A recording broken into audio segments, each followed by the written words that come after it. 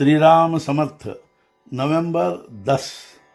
राम का सानिध्य हो तो दुख और चिंता की क्या बात। जिसे हम अपना या मेरा कहते हैं उस पर हमारा कोई अधिकार नहीं होता। खुद हमें अपना भरोसा नहीं होता, इसका हमें अनुभव है।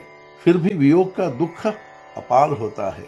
किंतु तुम तो विचारवान हो, ज्ञानवान हो, तो थोड़ा विचार करो। जहाँ सारी सत्ता राम के हाथ में है, वहाँ हम मनुष्यों की क्या गति है। अतः विचार कर दुख को मिटाओ और सबका संतोष करो। सब कुछ समर्पण कर दिया है तो वास्तव में हमें चिंता या आकुलता नहीं होनी चाहिए। यह केवल शब्दों का खेल नहीं है।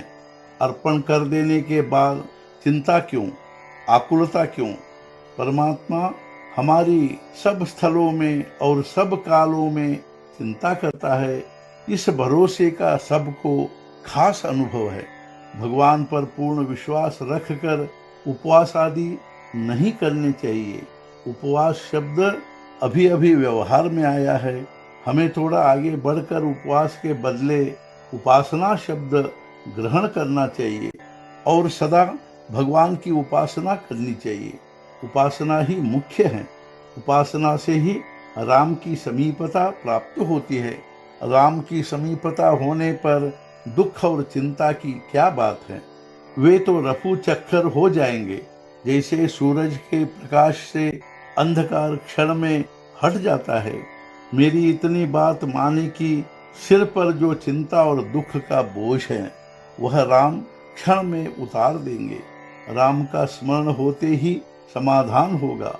हम भगवान से यही प्रार्थना करें कि हे भगवान, देह के कारण बहुत दुख पीड़ा होती है।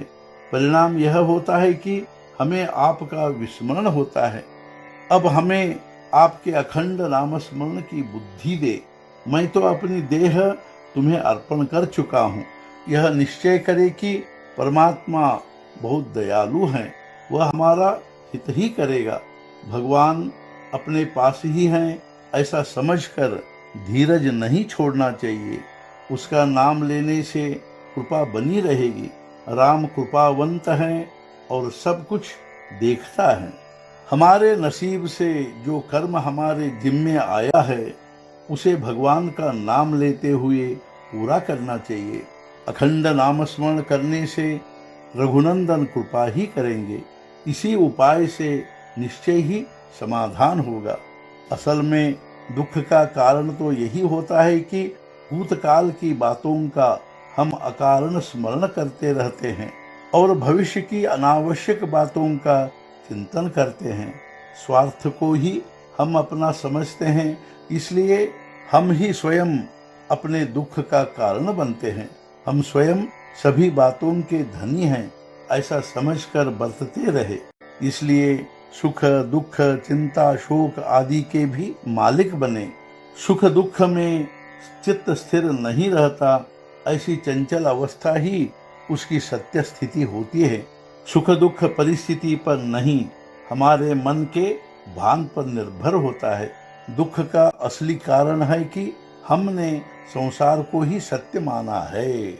आज का मुख्य विचार, जब तक मैं ही देह हूँ यह भावना हो तब तक दुख बना रहेगा, यातनाएं होंगी। सार यही है कि देह की आसक्ति ही दुख है। सद्गुरुनाथ महाराज की जय। जय जय रघुवीर समर्थ।